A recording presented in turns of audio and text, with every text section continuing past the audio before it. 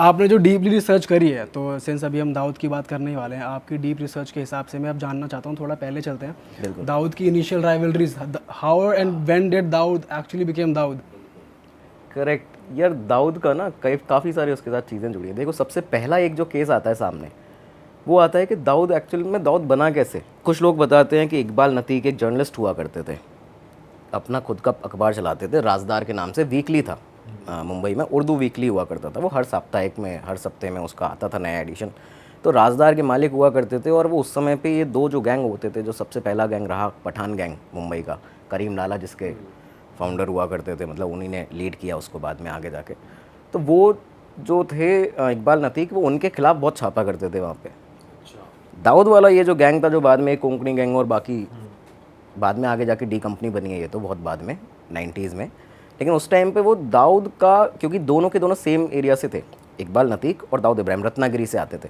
इनके एंसेस्ट्रल जो आपके होम थे वो रत्नागिरी में थे, तो वहाँ से आते थे। और ये दाऊद उनकी तारीफ बहुत करता था कि भाई बंदे में दम है, अकेला दुबला पतला लड़का, पठान गैंग के लिए वो अच्छे खासे बड़े बड़े गैंगस्टर्स उनके खिलाफ लिख देता है, नाम सहित लिखते थे। तो ये जो चीज़ें थी ना, नाम सहित लिखना करना, तो इससे दाऊद इब्राहिम के काफ़ी नज़दीक थे इकबाल नतीक। नतीक की इसी रिवेंज के चलते कि भैया हमारे खिलाफ लगातार छाप देता है, सईद बाटला और आपका एक और शख्स था आयूब लाला, पठान गैंग का, इन लोगों ने हत्या कर दी थी। ये जो रिवेंज था ना, इसके बाद इसका रिवेंज लेने के लिए दाऊद इब्राहिम पहली बार एक तरह से जो निखर के सामने आया कि भाई उसने सईद बाटला को भी मारा और आयूब लाला को भी मारा। तो वहाँ से वो एक निकल के सामने आता है। उसके बाद ये करीबन 1977 की बात है, इकबाल नतीक का जब हत्या हुई। इसके बाद ये जो राइवलरी चलती गई कि भाई सबसे बड़े गैंग के साथ में, पठान गैंग जो सबसे बड़ा गैंग हुआ करता था उस टाइम पे ना मुंबई में, नागपाड़ा, मोहम्मद अली रोड, आपका डोंगरी, ये सारे इलाके में मतलब इन लोगों का चलता था। तो उनके साथ में भाई एक नया गैंग आया है, साबिर इब्राहिम कासकर का गैंग। साबिर इब्राहिम कासकर दाऊद का बड़ा भाई था। अच्छा। ठीक है। और 3-4 साल ये निकला यहाँ से ये दौर। उसके बाद ये जो राइवलरी थी इतनी ज़्यादा बड़ी कि साबिर इब्राहिम कासकर की मर्डर कर दिया गया। किसके द्वारा? पठान गैंग के द्वारा। तो इसके बाद में फिर आपने जो एक मूवी देखी होगी, shoot out at Wadala, Manya Surve का कैरेक्टर आता है उसमें, जॉन अब्राहम ने प्ले किया है। काफ़ी अच्छा कैरेक्टर है वो, लेकिन मूवी में अच्छा कैरेक्टर है, और दो रियल लाइफ में उतना ही खुखार और ख़तरनाक कैरेक्टर था वो। तो वो चीज़ें जो हैं फिर बाद में आगे निकलती हैं। लेकिन दाऊद का राइज़ जो एक तरह से एंट्री जो थी वो इकबाल नतीक के मर्डर से ही सामने आती है। मतलब काफ़ी लोग अलग अलग चीज़ें कहते हैं कि साबिर के मौत के बाद में दाऊद का उदय हुआ, मतलब दाऊद एकदम सबसे खतरनाक हो गया बड़े भाई की मौत के बाद। लेकिन उस टाइम से उसका स्टार्ट, और उस टाइम पे वो बिल्कुल अकेले थे, खुद से किया सारा कुछ? नहीं नहीं नहीं, उस टाइम पे फॉर्म हो गया था, फॉर्म हो गया था। फॉर्म गैंग नहीं हुआ था, फॉर्म एक्चुअली इस तरह से था कि दाऊद को ना काफ़ी सारे लोग मिलते गए।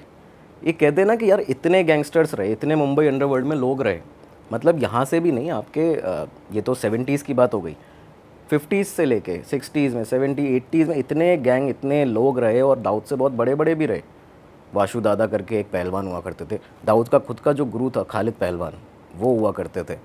तो ये सब हाजी मस्तान, करीम लाला रहे। लेकिन दाऊद ही इतना बड़ा क्यों बन गया? और प्लस दाऊद यहाँ से आज भी बड़ा बना हुआ है उस तरीके से कि भाई भाग गया, आईएसआई के प्रोटेक्शन में पाकिस्तान में रह रहा है, और वहाँ पे 93 ब्लास्ट में उसका नाम आया, कितने चीज़ों में नाम। इनफैक्ट अभी 2013 में जो आईपीएल स्पॉट फिक्सिंग केस हुआ था, एश रिसंत, उसमें उनको आरोप लगे थे उन पर स्पॉट फिक्सिंग के, उस केस के अंदर दाऊद इब्राहिम का नाम सामने आया था कि मतलब ये तो पूरा पाकिस्तान, कराची अंडरवर्ल्ड जो अब चल रहा है नया, पहले मुंबई अंडरवर्ल्ड था, अभी वो कराची अंडरवर्ल्ड वहाँ पे चला रहे हैं, वो चीज़ें चल रही हैं, तो उसमें नाम सामने आया। तो दाऊद का हर जगह नाम जो ऐड होता गया, मुझे लगता है पर्सनली, ये मुझे लगता है कि दाऊद को ना सही टाइम पे ऐसे लोग मिलते गए जो उसको बढ़ाते गए आगे।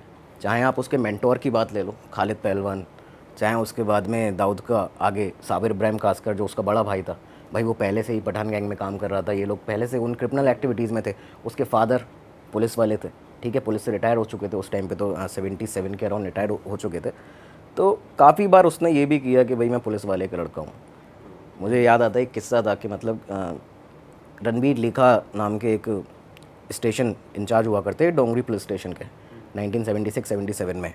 तो उन्होंने ना वो बड़े परेशान थे, तो ये इकबाल नतीक जिनका बारे में अभी हमने बात की, तो ये गए उनके दफ्तर में कि साहब आप परेशान इतना काय को कैसे बैठे हो, क्या हो गया है?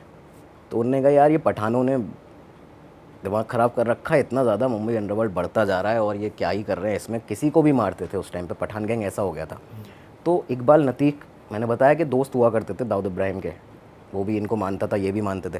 तो इकबाल नतीक ने कहा कि सर आपने शोले देखी है? कहते हैं लोहा लोहे को काटता है।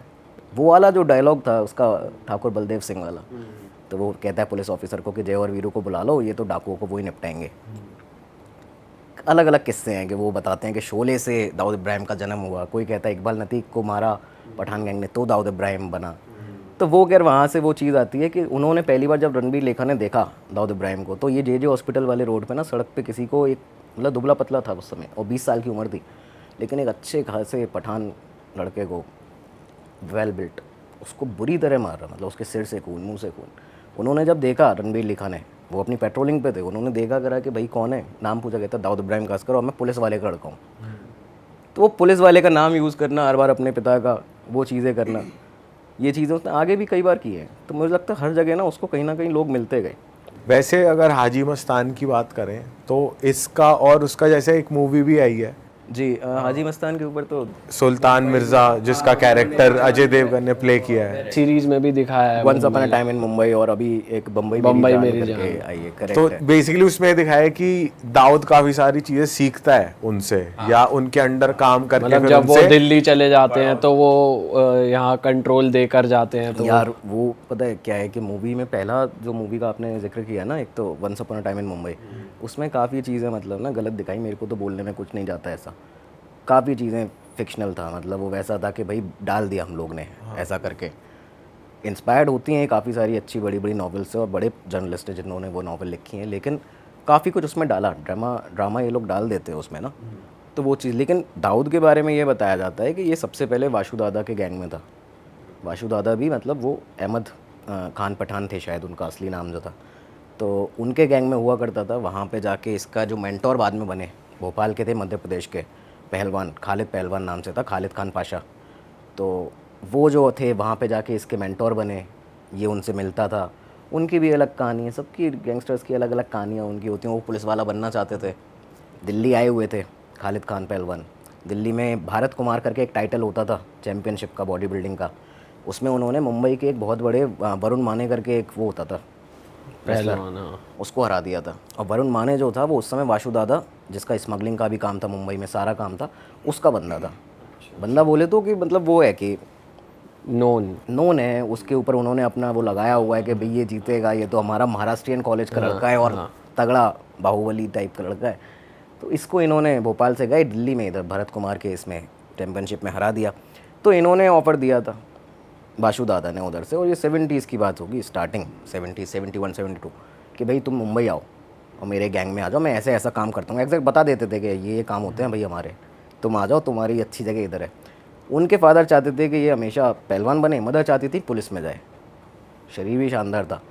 तो भोपाल में उन्होंने एमपी पुलिस का फॉर्म भर रखा, मतलब वो पूरा भर्ती उनकी हो चुकी थी ऑलमोस्ट। उन्होंने सोचा कि यार ये बुला रहे हैं, ये रिकॉर्ड्स में है कि फॉर्म सारा भरा कुछ हुआ है यार, रिकॉर्डेड है। और ये इनफैक्ट मतलब वो चीज़ें हैं कि अभी भी वो लोग हैं, खालिद खान पहलवान दुबई में रहते हैं अभी, तो वो बताया जाता है ये सब चीज़ें। अच्छा वो अभी जिंदा है। हाँ। अच्छा, तो वो बड़े ही मतलब ऐसा है कि सीक्रेटली अपना तो वो दाऊद के मेंटोर की तरह रहे। तो वो फिर उनका वही हुआ आगे कि उन्होंने सोचा कि भाई मुंबई जाने का चांस मिल जाएगा, पैसा वही दे रहे हैं, घूम फिर के आ जाऊंगा अभी, तो बाद में आके यहाँ पे ज्वाइन कर लूँगा भोपाल में, एमपी में।